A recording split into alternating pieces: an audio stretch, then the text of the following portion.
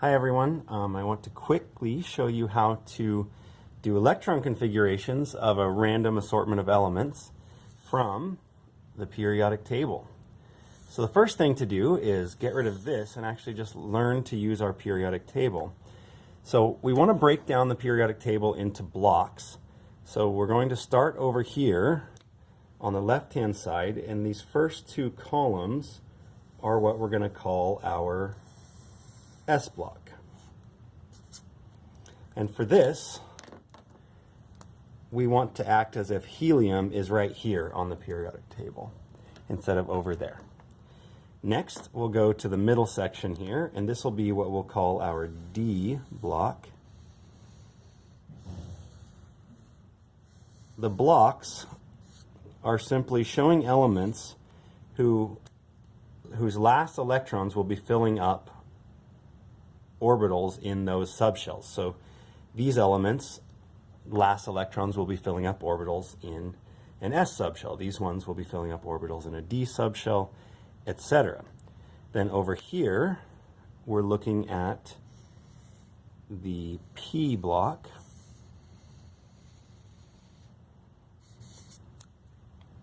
And down here, this is the F block. And what you want to note in particular is that the F block actually should be inserted right here and right here in the periodic table. It should be basically cut right there and all of this inserted right there. But we generally do it this way because it fits better on our standard size papers. The next thing we want to do is just make a note of our rows on the periodic table. So this is the first row, which generally corresponds to the first shell of electrons, and this is the second, third, fourth, fifth, sixth, seventh. Then we want to remember that the fill order is, according to this, will be 1s first, and then 2s, and then 2p, 3s, etc. So we remember that the first shell has only S subshells in it, the second shell S and P, third shell S, P, D, fourth shell S, P, D, F, etc. But that the fill order, the order that they fill up in from lowest potential energy to highest, can be sort of figured out based on this diagonal pattern. 1s, then 2s, then 2p, then 3s, next will be 3p, 4s, then 3d. And that's the interesting thing to note really quickly, is that we start to fill up the fourth shell's S orbitals before we should fill up the third shell's D orbitals. And we'll see that come into play in just a second. So I'll put this off to the side for now, and we'll grab that and look back at it in a second. So let's go ahead and dive in. We will move right up here, and we'll start working on lithium. The way to figure this out is we just start counting across each row of the periodic table, and we know which subshell we're filling up based on which block of the periodic table we're in. So to get to lithium, lithium's element number 3, we first have to fill up the first shell's S orbital. So there are 2 elements there, so we fill up 2 electrons in the first shell's S orbital, this being the S block over here. Then we go on to the second shell. We go to the second shell, has 1 electron in the S orbital. The second shell's S orbital has 1 electron because it's the first element in that row. Moving on to nitrogen.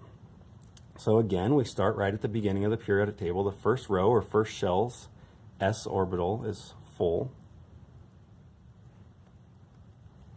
Then we go to the second shell's S orbitals. Then we fill up, we're still in the second row now, we fill up the second shell's P orbitals,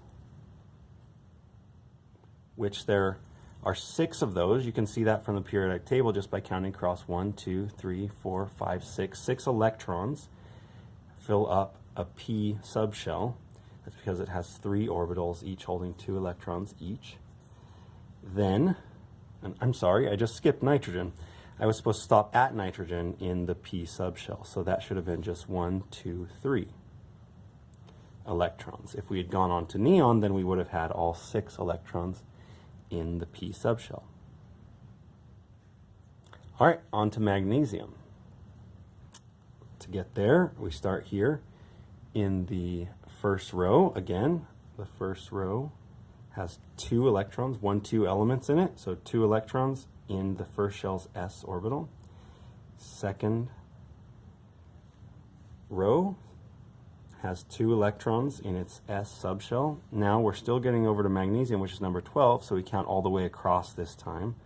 So 2p6, 6 electrons in the second row, second shell's p subshell. Then we're back in the s subshell, and we have 1, 2 electrons. I'm sorry, we're now in the third shell. We have 1, 2 electrons in the third shell's s orbital, and that's magnesium's electron configuration. For silicon now, we've gone further. Same thing here. First shell, 2 electrons. 1s2, 2s2, over here 2p6. Now we're in the third row, 3s2. And then to get to silicon, we go 1, 2, over in the third row's p. So 3p2.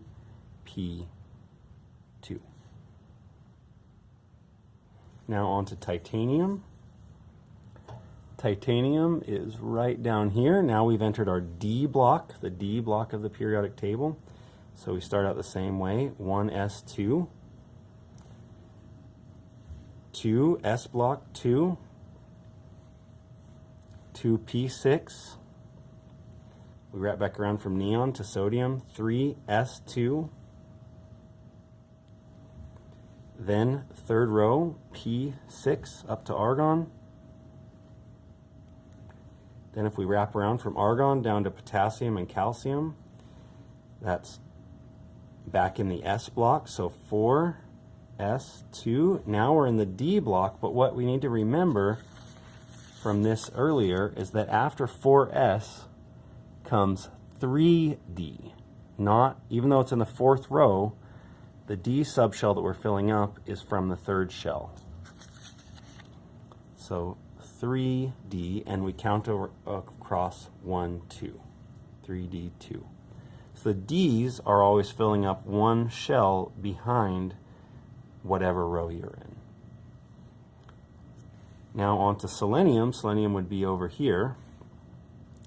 So same, 1s2, 2s2, 2p6. Then we're in the third row, 3s2. Then we're in the third row's p, 3p. Now we're in the 4s, 4s2. Now we're across the D's. Now we fill all of them up because we're over here at selenium. So we have 3d10.